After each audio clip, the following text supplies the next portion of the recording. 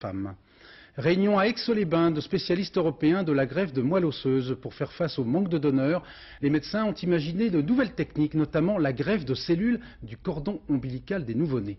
Reportage Jean-Daniel Flézaquier, Nathalie Gallet. Monsieur Barbieri, votre café. Merci bien. Pendant de longues semaines, Claude Barbieri va tenter de vivre le plus normalement possible dans cette enceinte stérile.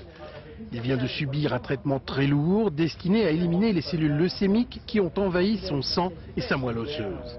Depuis 24 heures, sa vie a pris un tournant. On lui a transfusé des cellules saines pour tenter de le guérir, mais cette greffe n'est pas banale.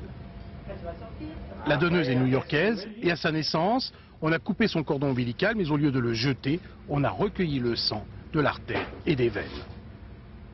Les cellules du sang de cordon sont des cellules extrêmement vaillantes qui vont assurer une prise rapide de la greffe et qui en plus ont pour intérêt de ne pas être rejetées facilement par l'organisme parce que sur le plan immunologique, elles sont, comme on dit, naïves, elles n'ont pas eu encore connaissance de toutes les agressions extérieures. En fait, c'est un peu inexplicable, mais c'est très émouvant.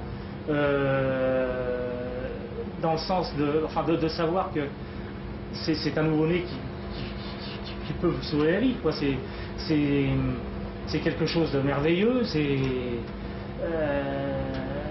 on se sent renaître, si vous voulez. Avantage de la méthode, donneur et receveur n'ont plus besoin d'être strictement compatibles, comme dans le cas d'une greffe de moelle. Inconvénient, il y a très peu de cellules dans chaque prélèvement. Aussi, les chercheurs essayent de multiplier par 5 ou 10 le nombre de cellules disponibles. On espère ainsi constituer des banques de sang de cordon, non seulement pour traiter les cancers, mais aussi des maladies sévères, comme la polyarthrite rhumatoïde. Il manque une seule chose actuellement, l'argent.